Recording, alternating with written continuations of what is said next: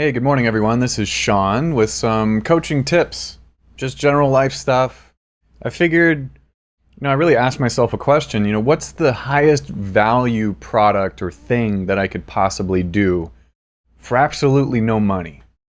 I know it sounds weird, but I started this whole coaching thing. I became a coach because I really just want to help people. Now, there's another question attached to that about earning a living and so on and so forth. And that's a whole different piece. Where I get the most satisfaction out of doing this is by talking about concepts that I've dealt with personally and my clients have dealt with as well. And how they navigated those things in their lives. Because the truth is, if you study for long enough, if you look hard enough, you'll find about 100 different ways, if not more, that will allow you to change how you feel, that could make you go from feeling sad to feeling happy. Sounds a little weird, but I'm actually going to teach you one of those things today. One of hundreds, literally hundreds of different ways that we can affect our emotions. Here's why it's important to do this in the morning and for only 5 minutes.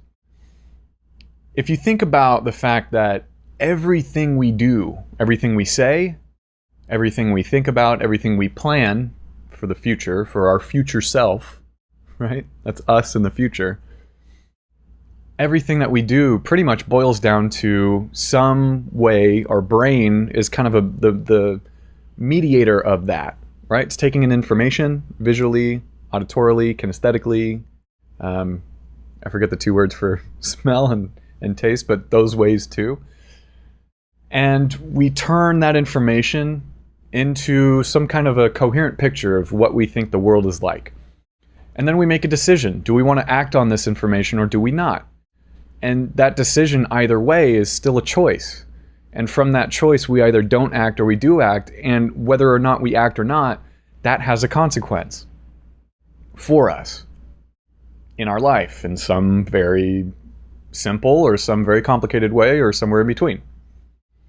So the idea is that if you spend 5 minutes Monday through Friday training what probably is the most important aspect of being human, our mind, if you spent 5 minutes per day, Monday through Friday, training that part that controls everything else and made it more efficient and so that you could be angry less and happy more, and that you could create goals that actually improve your motivation toward acting upon them. If you spent only 5 minutes a day doing this, I think in a very short amount of time, because I've witnessed this myself, in a very short amount of time, you're going to see pretty incredible results. And it's not the secret. It's nothing to do with anything other than what we tend to focus on is what we tend to create in our life. So what if I gave you some alternate ways of focusing, or alternate things to focus on? And not in a way that I'm going to tell you what to do, but I'm probably going to ask you a lot of questions. And then you're going to come up with the answers for yourself.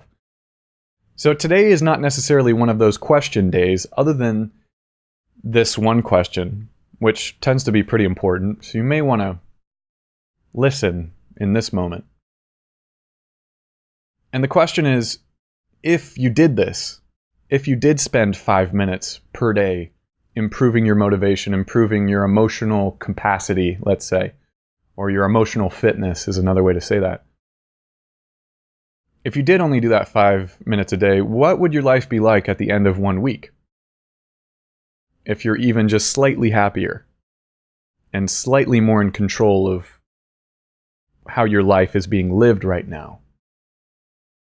And then what would your life be like 2 weeks from now, 3 weeks, 4 weeks?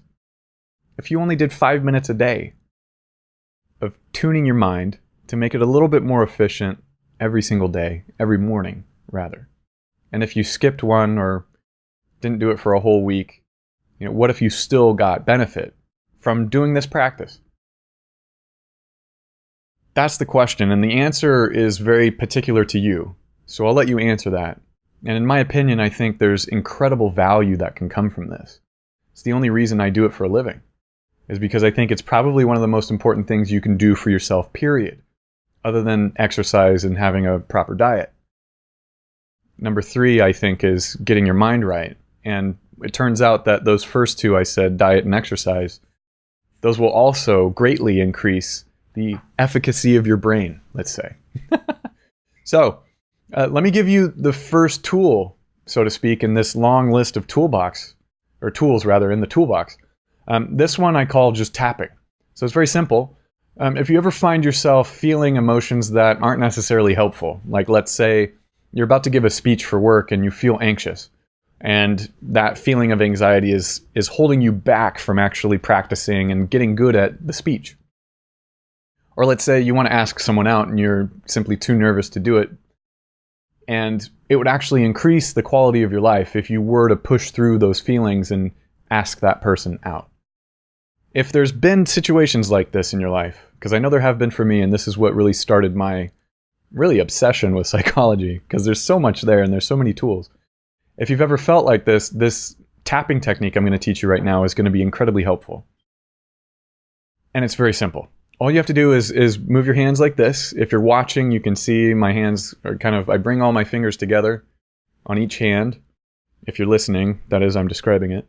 And your hands end up looking like kind of, I don't know, animal heads in a way, right? Kind of like a bird beak. So with your bird beak hands, then all you'd have to do is tap the tops of your legs.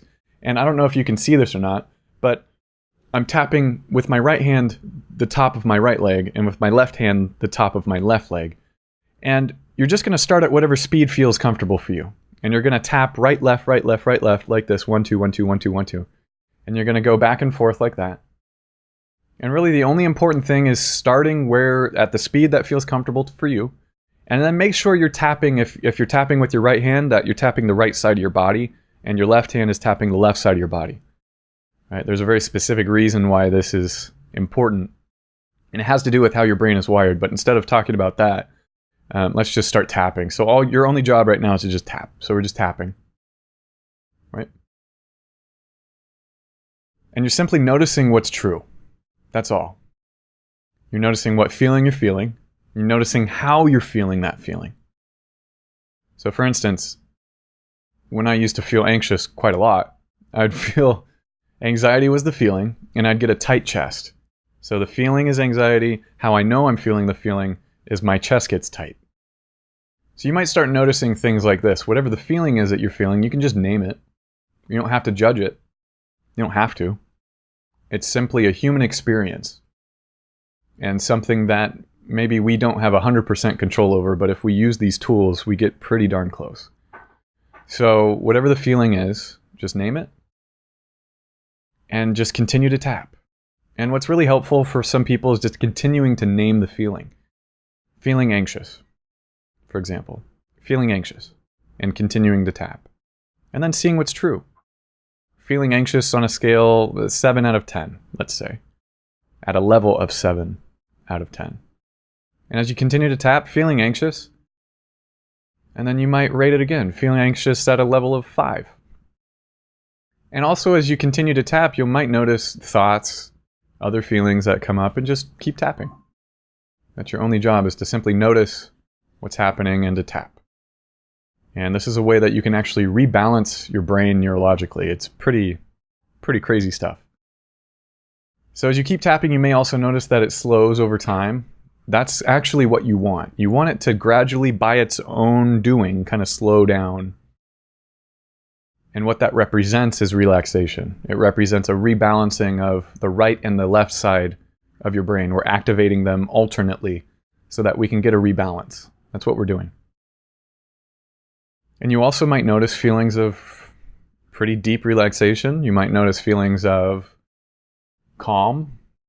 You might notice feelings of strength. You might notice feelings that weren't there before. Right? Which is kind of the purpose of this, to get away from negative feelings and to approach more positive ones.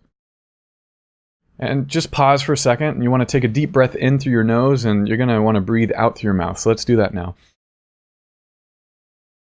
Hold it for a second or two, and then let it out.